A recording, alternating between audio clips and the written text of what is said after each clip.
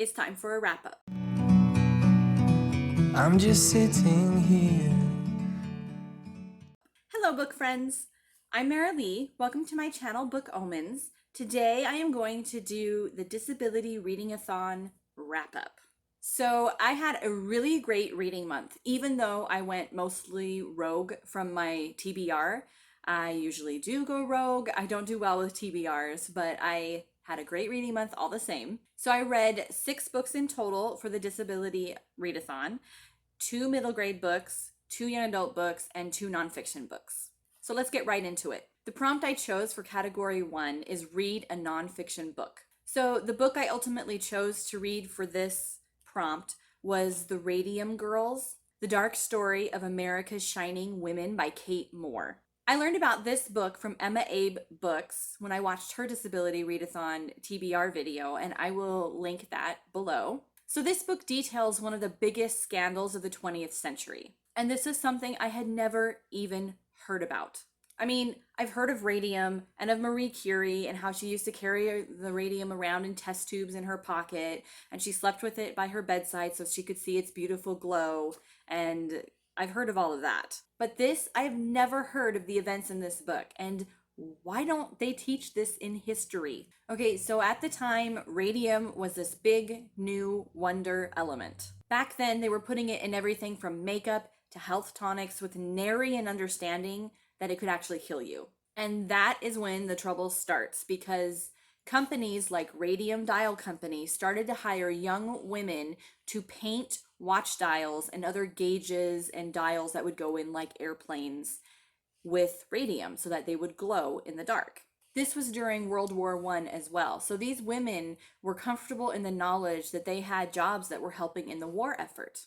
The radium was in the form of a fine powder that they would then mix into a paste to turn into paint. And because of the fine powder, they were literally covered in it from head to toe by the end of the day. They would walk home at night literally glowing, and they were called the Shining Girls. And they actually loved it. They considered it a lot of fun. They would go into dark rooms and paint mustaches and silly things on their faces. They'd paint their nails, they'd paint their teeth with it. They were told and also considered themselves to be very lucky to have such well-paying jobs during such a tumultuous time. And work executives actually told them that the radium would put a healthy glow in their cheeks. So of course, that's when some of the trouble started. Some of these young women started to get sick. Originally young and healthy, they started having trouble with their teeth or their jaws or their knees and ankles and hip joints. It depended on wherever the radium settled in their bodies. And they felt tired and sick and old beyond their years. And that's when, as far as they were aware, the fight for their lives began, because the companies flat out lied to them about the danger of radium. They said that there was no proof that the radium was harmful and that there was nothing they could do about it anyways, because there were no laws in place saying that radium is a poison. So that's when these shining women begin the biggest battle of their lives. The battle for workers' rights against a company that should have had their backs in the first place. Something that I really love about this is that Kate Moore gave a voice to these women who have been voiceless for so long, and nobody talks about them. Like I said, this is something that I have never even heard about before. And this book definitely showed their tenacity and their strength as they were placed in this battle of almost impossible circumstances. And I am just so glad I read this book, and I gave it 5 stars. Okay, the prompt I chose for category number 2 is to read a memoir. And I read You're Never Weird on the Internet Almost by Felicia Day. So this was a memoir about Felicia's quirky childhood, her rise to internet stardom, and learning to embrace her individuality to find success in Hollywood. I love a good memoir, and this was an enjoyable one. It was fun to read, partly because I am a fan of Felicia's web series, The Guild, and she goes into detail about creating that. And so it was fun to learn a little bit of backstory around that. Something I also found really interesting was she talks about the beginning of the internet and how it affected her family and shaped her formative years. And that's something that I generally have an interest in anyway, because in reality, the internet is not all that old. It's something that has taken shape and formed in our lifetimes. I mean, it didn't even exist in the early 80s when I was a kid, at least not for the majority of people out there. And I just have this fascination for learning about about how it grew over time to what it is today. And Felicia talks about that. And she also shares her struggles with anxiety and how she worked herself so hard that she caused a mental and physical breakdown. And she also shares tips on what she learned so that she doesn't end up doing that to herself again. So yeah, I really liked this book. I really like how Felicia says that we should embrace what it is about ourselves that makes us truly different and that we should share that with the world. And I also gave this book 5 stars. Moving on to category 3, the prompt I chose for this was to read a book featuring a physical disability. I actually read 2 books in this category. The first one was A Curse So Dark and Lonely. I have it here, by Bridget Kemmerer. I loved this book. It is a Beauty and the Beast retelling. So there is a dark and evil sorceress, and she has cursed Prince Ren, to relive his 18th year over and over again until he finds true love. And if he doesn't, at the end of each season, he turns into a vicious monster that puts his kingdom at risk. So at the beginning of the book, when he first meets Harper, I say that in air quotes because she was actually kidnapped. At the beginning, he's pretty much desperate to break the curse, so the stakes are pretty high. And then there's Harper, who is this amazing character. She is constantly feeling undermined and overprotected by her big brother, who is too busy with his own problem to see that Harper can handle herself just fine, and she doesn't need protecting, even if she does have cerebral palsy. And that's the thing, she has cerebral palsy, but that's it. It's something she was born with. It's a fact of her life, but she doesn't let it define who she is. I think the disability representation in this book was pretty fantastic. Another thing that I really enjoyed was how Harper came to love and appreciate all the people that she met in Ren's kingdom of Emberfall. She really cared about what happened to them, and she truly wanted to help Ren. And lastly, I'll just make a short mention of Ren's guard, whose name is Gray. He is a loyal guardsman who is just awesome. And I'm kind of all about Gray in this book. So it's no surprise that I also gave this book 5 stars, and I cannot wait to read the sequel. So the second book that I read in this category was Accidents of Nature by Harriet McBride Johnson. This is a book that I am so glad I read. Just wow. This is a Known Voices book, and the author Harriet McBride Johnson, who has sadly passed away now, was a disability rights activist. So this story takes place in the early 1970s at a summer camp called Camp Courage. And for Jean, the main character, this is the first time that she's ever been away from home for any length of time. And Jean has cerebral palsy, and she gets around in a wheelchair, but beyond that, she considers herself to be the same as everybody else. She goes to a normal school and has normal friends, and she's very intelligent and works very hard in school. But when she attends Camp Courage, or Crip Camp, as her new friend Sarah calls it, she gains a new perspective on life that challenges her thinking in a way that has never happened before. Anyway, with Jean considering herself as normal, yet also having cerebral palsy, she has a place in both worlds. And because of that, she is able to bring us, the reader, along with her as she learns about the disabled world and everything that it involves. I think this was a fantastic way to show and not tell, and it was really well done. So this camp was a real eye-opener for Jean, and her new friend Sarah has a lot to say about it and to teach her. Now, Sarah isn't perfect. She is a teenager with a pretty jaded worldview that is admittedly shaped on her life experiences. So one of the main things that is talked about in this book is how disabled people fit into society and the lack of respect they often receive. And it's just so well done. And yeah, I gave this book 5 stars. So for the next category, I chose Read a Book by a Person of Color. And the book I chose was Out of My Mind by Sharon M. Draper. I have some pretty complicated feelings about this book, and I don't even know what to rate it, but I'll get to that. Okay, so this book made me the most angry out of all the books that I have read this month, but it is also the book I identified with the most. And I might be a little too close to the subject to speak about it, but I'll try my best. So this book is about a young middle grade girl named Melody who is in 5th grade. Melody has cerebral palsy. She uses a wheelchair, and she's nonverbal, but also brilliant. And she's the character I loved most in all the books I read this month, because her character is the closest thing I have ever encountered to being physically like my youngest sister, Bethany, who also has cerebral palsy, is in a wheelchair, and is nonverbal. Now, because of this, I may have over identified with Melody, and I'll be the first to admit that. But I actually do also think that that's a big positive for this book. The fact that I could identify with Melody so well means that Sharon M. Draper did an amazing job writing this book. In any case, let me get into what the book's about. Okay, so like I said, Melody is nonverbal but brilliant. She's a photographic memory, but doesn't really get a chance to showcase her brilliance because the communication board she has simple pictures and letters and words on it, but it's pretty limited. And so Melody is bored at school. She is shut away in her learning disabled classroom with the other students who are also bored. There's actually a pretty brilliant scene in which Melody kicks up a fuss along with the other classmates, and Melody's mother is called and brought in because Melody was misbehaving. And so Melody's mom has words with the teacher about how Melody's behavior might be due to the fact that she is so bored listening over and over to the same baby rhyme songs, and the fact that it's like February and they haven't progressed past the letter B in the alphabet. Anyway, after that, things start to change.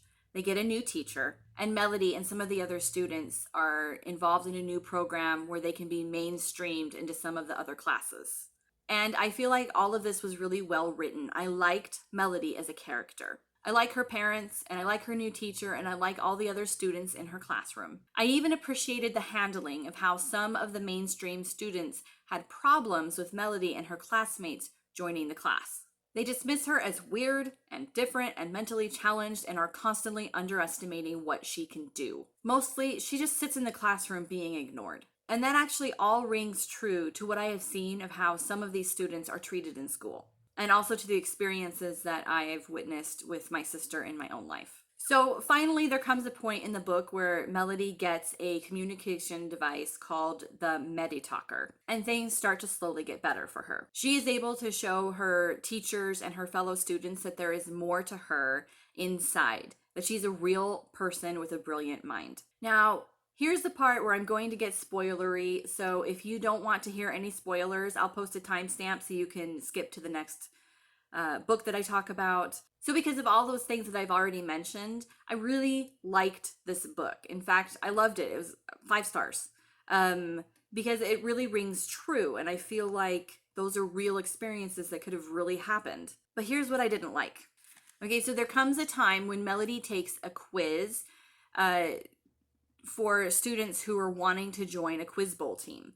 And Melody takes this test and she scores 100%. And the teacher even says that she is the first student, I think, that he's ever had that has scored 100% on this test. So she is actually invited to be a part of this quiz bowl team, which is super exciting for her. This is like a one in a lifetime chance for her, she feels like. And ultimately, they are all invited to attend the final quiz bowl event in Washington, D.C. So yeah, this is the trip of a lifetime for Melody, and she's going to go with one of her parents who will be there to support her. Along the way, as the team is preparing and practicing, you see several of the other students have problems with Melody because she's different. They don't think it's fair that she has this Meditalker, that she can use this computer to answer her questions. And several of them think that she is cheating or that she's weird and that she just shouldn't be allowed to be on the team. So usually the teacher responds appropriately to this. But there are times when the teachers don't hear what is being said, so nothing is done. So ultimately the time comes when they all agree to meet at the airport in the afternoon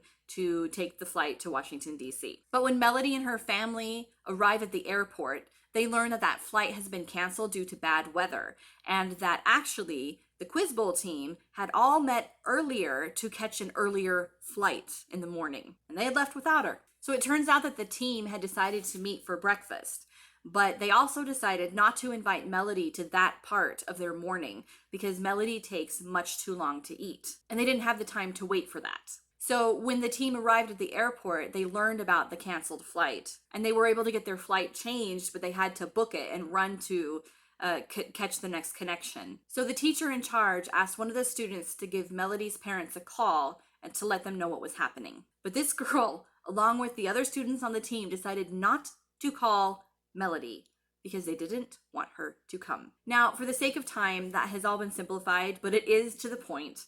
Now, the teacher did call Melody's mother later that night and kind of give a shady apology, but come on. He should never have put a 10-year-old student in charge of calling. He should have taken that responsibility on himself. Now, I do realize, for the sake of drama, if the teacher hadn't have made that mistake in the first place, then this wouldn't have happened in the book. And so, I'm okay with those things happening, sort of. Okay, so Melody is devastated. And she later goes and kind of confronts the group and asks them why they did it. And there were crocodile tears and a few apologies, but basically they said they didn't want her to come because she was different and they were really sorry. And then they tried to give her their puny little ninth place trophy that they received as an apology. So she, at that point, accidentally knocks the trophy to the ground. She didn't mean to, but it made her laugh, which I appreciated. And then she kind of has a mic drop moment where she says, "I don't want it." And she just turns around in her electric wheelchair and rolls away. So I did appreciate that.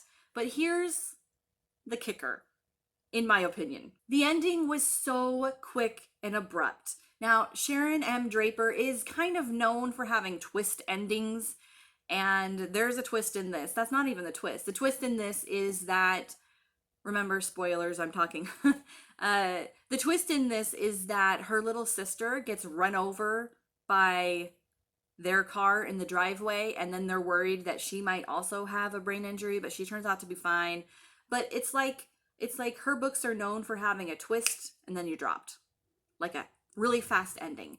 And so that happened in this book. And so my problem is, I would have liked there to have been time to see growth in the other students and to have more resolution to what happened, because what they did to Melody is so wrong. I mean, I wanted to know how this affected the rest of her school year. I wanted to see some tentative steps toward a true apology from some of the other students, or even just more of a resolution to how Melody herself feels about what happened. I think my main quibble with this book is that it is a middle grade book. And this is such an amazing tool to teach children that kids with disabilities have thoughts and desires that are the same as their own, and that she and the other students in her disabled classroom should be treated the same as much as possible and not left out or shunned. So having the ending of this book do exactly that, with only a small token apology at the end, felt really cheap because nothing changed. So yeah, my feelings are super complicated about this book. I wanted to give it 5 stars up until the whole debacle with the no resolution towards what I would have liked to have seen, and then I want to give it 0 stars. So I'm kind of doing the not gonna make any kind of a choice thing and just not rating it. I don't know. I have to think about it. Okay, lastly, moving on. For category number 5, the prompt was read a book featuring an animal. And the book I read was Chester and Gus by Cammie McGovern. This is a gem of a book. I loved it.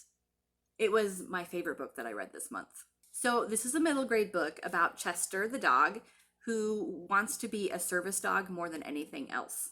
The book is from his perspective, and it starts out with him letting us know that he has listened to his mother talk about her experience as a service dog, and it is just his dream to also do that. But there's just one problem. He is afraid of loud noises. He kind of bolts and runs whenever he hears something loud. So when the time comes for him to have his certification test, he completely fails because there is a thunderstorm happening. And so this is the story of how Chester ultimately finds his person, Gus. Chester is adopted by Gus's parents, who hope that Chester might be able to help Gus open up a little bit and find some connection. Gus is on the nonverbal end of the autism spectrum, and he really wants nothing to do with Chester at first, not even wanting to be in the same room as him. So there's a tiny little bit of what I would call magical realism in this book. Chester finds that he can actually communicate with Gus mind to mind. Though this does happen rarely, it's pretty cute. So Chester spends most of the book trying to find ways to connect with Gus. He learns that if he sits very, very quietly next to Gus, Gus will tolerate his presence. And there is even one moment in the book when Gus reaches out and pats him on the top of his head. And it's just so sweet because you kind of learn in that moment that Gus is much more aware of Chester than he at first thought. So, because this book is from Chester's perspective, you also see him watching and listening to what the adults around Gus are saying. And Chester sees Gus's parents struggle with trying to find ways to help him. And Gus's mom especially, is trying to get Chester certified as a full-time service dog for Gus because he has some special skills that Gus needs. And so they are trying to make it so that Chester can attend school with Gus. One of the reasons why I like this book so much is that on October 1st, my family just got our own service dog who is trained for PTSD and autism. Now, he's only 6 months old, so his training isn't settled, but we are going to continue training him. And yeah, so I'm just fascinated now. This is the first time I've owned a dog ever in my adult life. So I'm just fascinated now with watching the bond that people can have with their dogs. And it's awesome. And this book totally captured that, and I gave it 5 stars. I highly recommend it. So, yeah, that's the end of my wrap up. I had a great time doing this Disability Readathon, and I can't wait to do it next year. I hope that there are plans for another one. Okay, I'll see you next time. Bye.